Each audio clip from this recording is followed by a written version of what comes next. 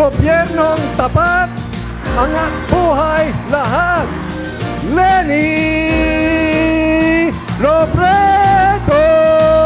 Paano bubuhayin muli ang pag-asa? She is the everything good that this country needs right now. Madamo gid nga salamat sa inyong tiwala at suporta. Napakainit ng pagtanggap ninyo sa amin dito sa San Carlos. Gumagabay sa Kaya ba na magmahal ng radikal? Kaya! Yun. Kaya kailangan yung radikal na pagmamahal. Dahil pag nag-away-away po tayo, hindi natin makakamtan yung pagbabagong gusto nating makamtan. Si Leni ang magdadala sa amin sa kikinhawaan!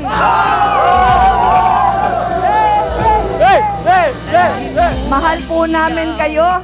Magkita-kita po tayo ngayong gabi. Maraming salamat. Apoy ng talino at galing, tulad ng isang ina, gabay at karamay, kumagaling at nagmamahal. Tulad ng isang ina, Umuulan, umaaral, napakataas pa din ang energy. Hanggang mamaya ba yan sa Bacolod? Ayun, makikita-kita tayo doon.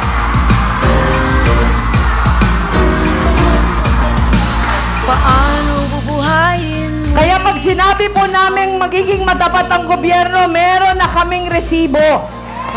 Dahil kami po ni Senator Kiko sa mahabang panahon ng panunungkulan, kahit po isang beses hindi kami nadawit sa katiwalian. Sabay tayo sa pagtawid, kapit-bisig mga kapatid. Tulad ng isang ina, gabay at karamay, kumagaling. Ito po, andito tayo ngayon, napakarami ninyo. Isang ina, Iba-iba yung pinanggalingan, iba-iba yung mga pinapaniwalaan, pero andito tayo ngayon dahil iisa ang pagmamahal natin sa ating bayan. handa.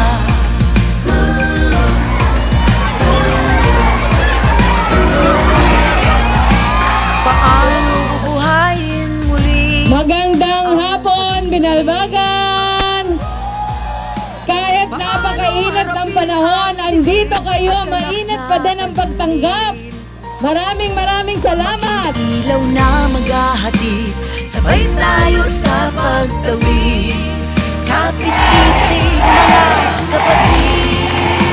Maraming salamat po! Tulad ng isang ina, gabay at karamay, kumagaling at Ang aking paniniwala kaya nagkakaisa tayo ngayong hapon.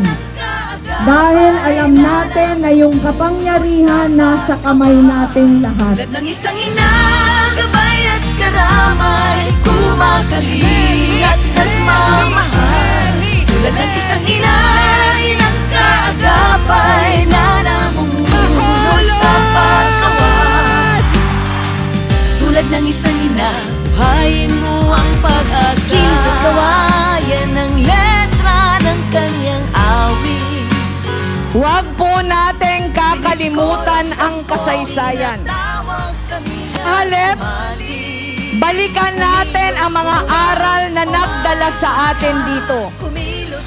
Dito nagbubukal ang totoong unity.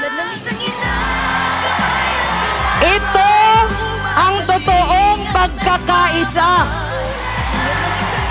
Pagkakaisang babaklas sa luma at bulok na sistema. At magsusulong ng gobyernong tapat na mag-aangat ng buhay ng lahat. Asa, tulad ng isang ina, buhayin mo ang pag-asa.